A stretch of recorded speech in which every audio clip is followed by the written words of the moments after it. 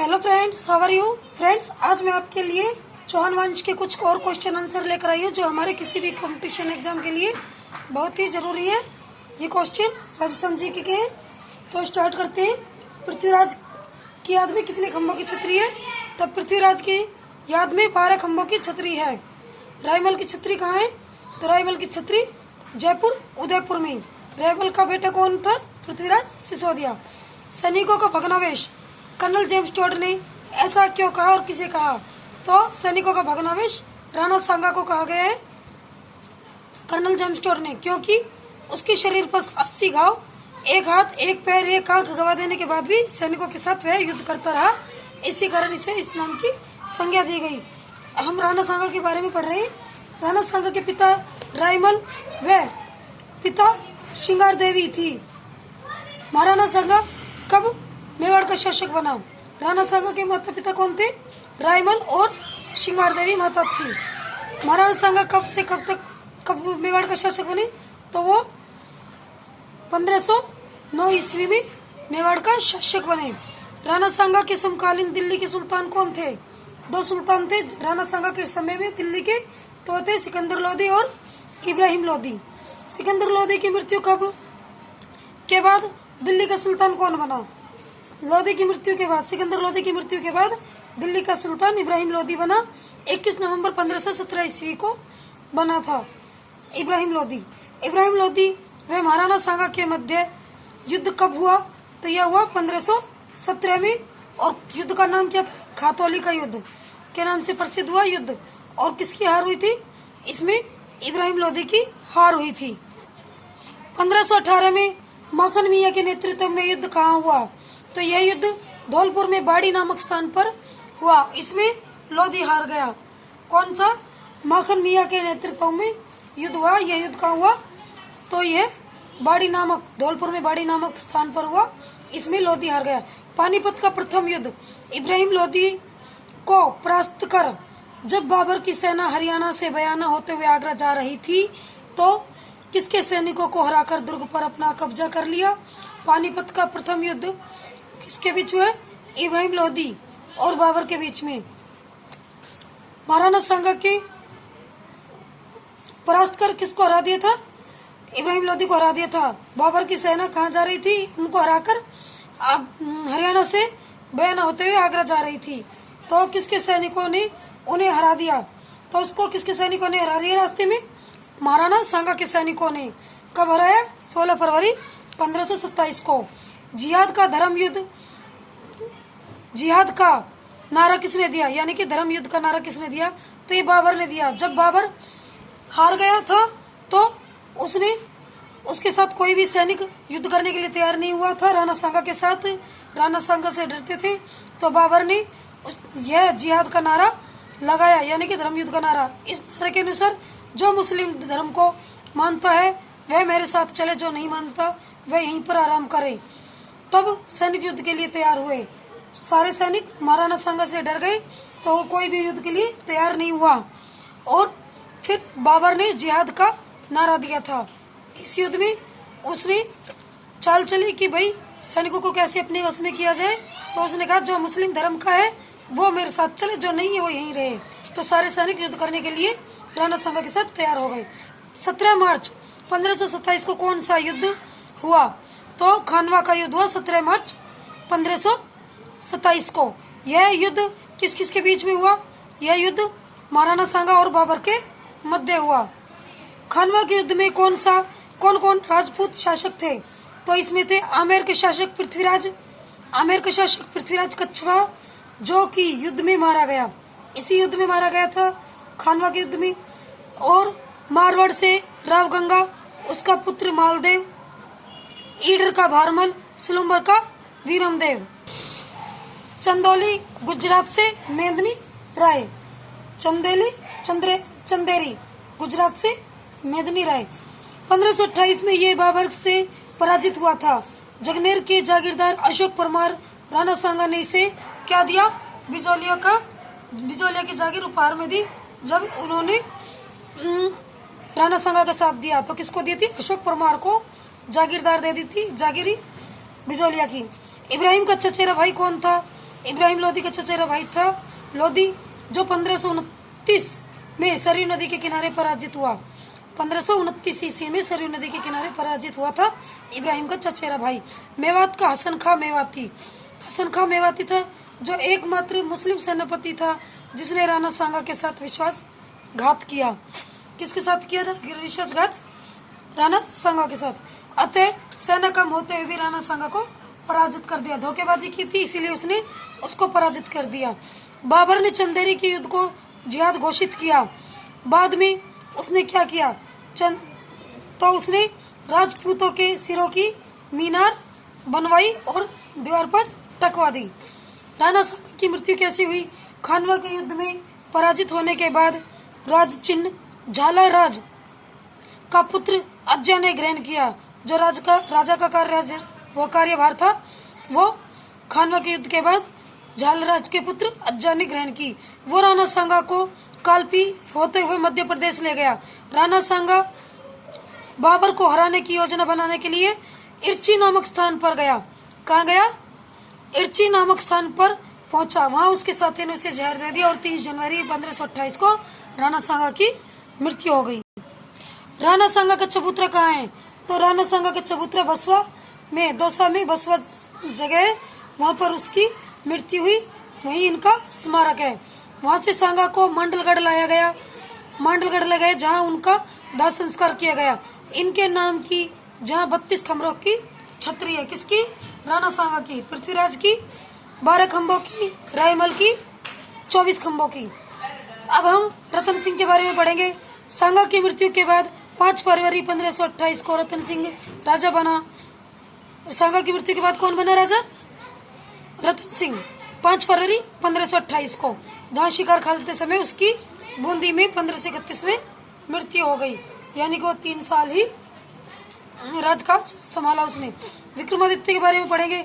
रतन सिंह की मृत्यु के बाद उसका छोटा भाई कौन सा था? विक्रमादित्य। मेवाड़ का राजा बना। छोटी उम्र में राज्य कार्य संभालने के कारण उनकी हाड़ा रानी कर्मवती कार्य का संचालन हुआ। विक्रमादित्य छोटा था, राजकार्य संभाल नहीं सकता था, शासक तो बना दिया लेकिन राजकार्य किसने संभाला? उसकी मां ने, हाड़ा रानी कर्मवती ने। 1533 में गुजरात के शासक बहादुर शाह ने चित्तौड़गढ़ पर आक्रमण किया। कब किया? 1533 में गुजरात के शासक ने। कौन था? बहादुर शाह ने। कहा किया? चित्तौड़गढ़ में। तो कर्मवती ने क्या किया? रणथंभौर दुर्ग बहादुर शाह को दिया।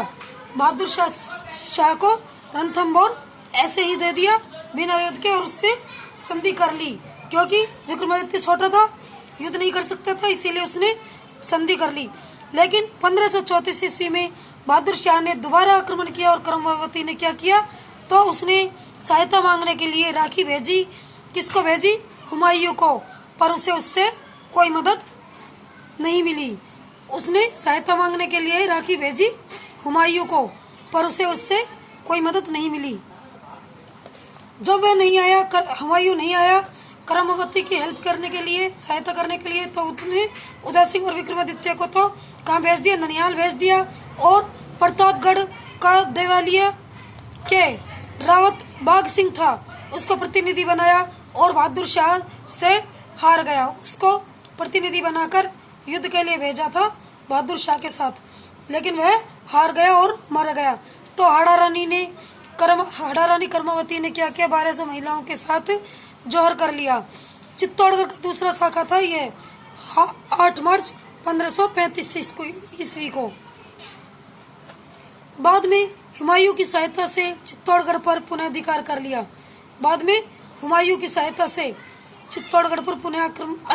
लिया। अधिकार कर लिया, परंतु विक्रमादित्य उदय सिंह की हत्या करने के लिए कौन पहुंच गया? हुमायूं ने चित्तौड़गढ़ पर तो अधिकार कर लिया, परंतु विक्रमादित्य और उदय सिंह की हत्या करने के लिए कौन पहुंच गया? पृथ्वीराज सिसोदिया की दासी का पुत्र बनवीर।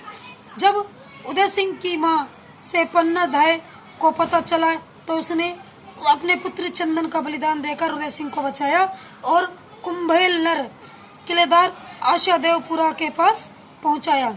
यानी कि पृथ्वीराज सिसोदिया थी, उसकी दासी का पुत्र था बनवीर। जब उदय सिंह की मां ने पन्ना धाय को पता चला तो अपने पुत्र चंदन का बलिदान देकर उदय सिंह को बचाया और कुंभलनेर के किलेदार आशादेवपुरा के पास उदय सिंह को पहुंचा दिया। उदय सिंह के पिता का नाम क्या था? उदय सिंह के पिता का नाम था महाराणा संग्राम और महाराणा करमवती उसकी मां थी। इनका जन्म कहाँ हुआ? चित्तौड़गढ़ में हुआ था। कीरत व्यवहारिन की दंपत्ति के संरक्षण में कुंभलगढ़ के किलेदार के पास किसको सौंप दिया गया? उदय सिंह को सौंप दिया गया। 1537 में मेवाड़ के सरदार ने कुंभलगढ़ में उदय सिंह का राज्य अभिषेक कर दिया। 1537 में वो ही हकदार था। कौन? उदय सिंह। तो कुंभलगढ़ के दुर्ग में उसका राज्य अभिषेक कर दिया। बनवीर को मारकर चित्तौड़गढ़ का राजा कौन बना? तो बनवीर को मारकर 1540 में उदय सिंह चित्तौड़गढ़ का राजा बना, उदय सिंह बना। 1544 में उदय सिंह मेवाड़ का प्रथम शासक था। 1544 में मेवाड़ का प्रथम शासक कौन था? उदय सिंह, जिसने अफगान शेरशाह की अधीनता स्वीकार की। जो शेरशाह सूरी थे उनकी अधीनता स्वीकार की। घूनी नामक स्थान पर उदय सिंह कौन सा नगर बसाया? घूनी नामक स्थान पर 1559 में उदयपुर नगर बसाया। किसने बसाया? उदय सिंह ने बसाया घूनी नामक स्थान पर 1559 ईस्वी में। वहां पर उदय सागर झील बनवाई। 1557 में हरमाड़ा का युद्ध किस किस के बीच हुआ?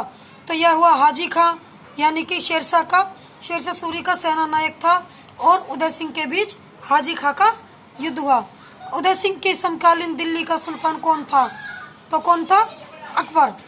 सुलह कुल की नीति क्या है? सुलह कुल की नीति के बारे में बताएं तो यह थी पहले बात करना और शासकों को अपनी तरफ मिलाना, अगर ना मिले तो दमन करके उनको अपनी तरफ मिला लेना, या तो वो सीधे सीधे मान जाए बात करके नहीं माने तो उनका दमन करके अपनी तरफ मिला देना। तो ये क्या थी? सुलह कुल की नीति। आमेर के शासक भारमल ने अकबर की अधीनता स्वीकार कब की? तो उन्होंने की 1562 में। मीनाओं से गृह क्लेश से परेशान था। 1562 में की थी। किसने? आमेर के शासक ने। भारमल ने अकबर की अधीनता स्वीकार करी थी और वह एक तो मीनाओं से और एक गृह क्लेश से बहुत परेशान होकर उसने अकबर की अधीनता स्वीकार की। 1562 में जयमल राठौड़ को हराकर नागौर का अधिकार कर लिया। तब जयमल ने क्या किया? तो वह उदय सिंह के पास चला गया। जयमल उदय सिंह के पास चला गया। अकबर ने 1567 में उदय सिंह के पास अधीनता स्वीकार कर ली और उसके पास फरमान भेजा। उदय सिंह ने वह फरमान ठुकरा दिया, यानी कि उदय सिंह के पास चला गया जयमल राठौड़ को हराकर। जयमल उदय सिंह को पास चला गया। तब अकबर ने 1567 में उदय सिंह के पास अधिकता स्वीकार कर ली और फरमान भेजा कि उदय सिंह ने वह फरमान ठुकरा दिया। तब अकबर ने क्या किया? 1567 में उसने चित्तौड़ पर आक्रमण कर लिया। चित्तौड़गढ़ पर आक्रमण कर लिया अकबर ने। तब चित्तौड़ का कार्यभार जयमल और फत्ता राठौड़ को कार्यभार से उदयपुर चला गया। कार्यभार संभाल कर उदयपुर चला गया। फत्ता राठौड़ को और जयमल को कार्यभार दे दिया चित्तौड़गढ़ का। किसने दे दिया? अकबर ने दे दिया। 23 जनवरी 1568 को जयमल और फत्ता दोनों युद्ध में मार दिया गया। तब उनकी रानियों ने फूल कमर के नेतृत्व में जौहर किया। जयमल और फत्ता दोनों को मार दिया गया 23 जनवरी 1568 को। तो यह तीसरा व अंतिम शाखा था चित्तौड़गढ़ का। इन दोनों की मूर्ति कहाँ पर है? इन दोनों की मूर्ति 1594 में बनवाई गई जूनागढ़ बीकानेर के सामने। जूनागढ़ में है इन दोनों की मूर्ति। किसकी है? फत्ता की और जयमल की। तो फ्रेंड, ये हमारा 54 का टॉपिक कंप्लीट हुआ। आपको मेरा वीडियो कैसा लगा? प्लीज लाइक करें, सब्सक्राइब करें। धन्यवाद। अगली वीडियो में हम राठौड़ के बारे में पढ़ेंगे, राठौड़ वंश के बारे में। Thank you.